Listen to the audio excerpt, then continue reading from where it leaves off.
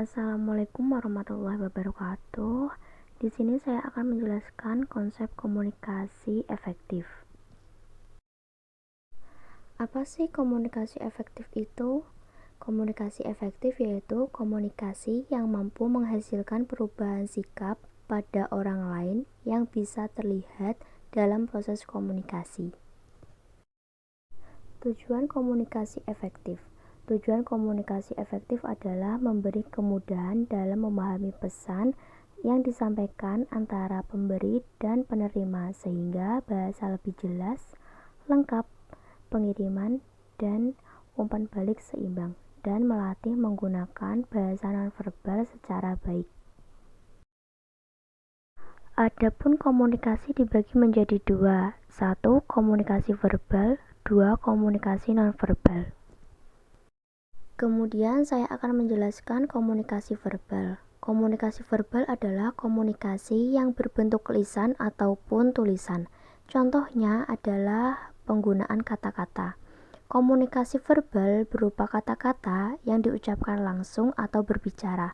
Bisa dilakukan secara langsung atau face to face atau dengan perantara media. Contohnya, berinteraksi menggunakan sosial media atau telepon genggam. Sedangkan komunikasi verbal yang melalui tulisan bisa dilakukan menggunakan media seperti surat, postcard, chatting di media sosial, dan sebagainya. Kemudian dilanjut ada komunikasi nonverbal. Komunikasi nonverbal adalah komunikasi yang tidak menggunakan kata-kata.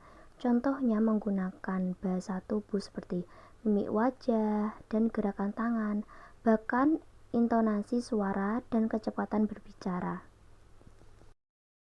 Baik, dilanjut ada teknik komunikasi yang efektif. 1. Mendengar dengan aktif.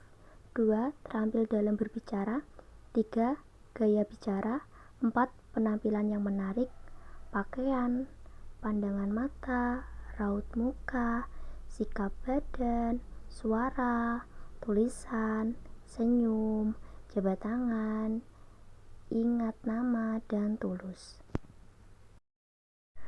Selanjutnya ada ciri-ciri komunikasi yang tidak efektif. 1. Malu-malu. 2. Bertele-tele. 3. Marah-marah. 4. Maksud yang disampaikan tidak jelas. 5. Nonverbal. 6. Satu arah.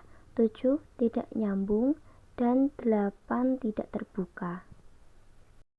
Kemudian dilanjut ada faktor yang mempengaruhi komunikasi.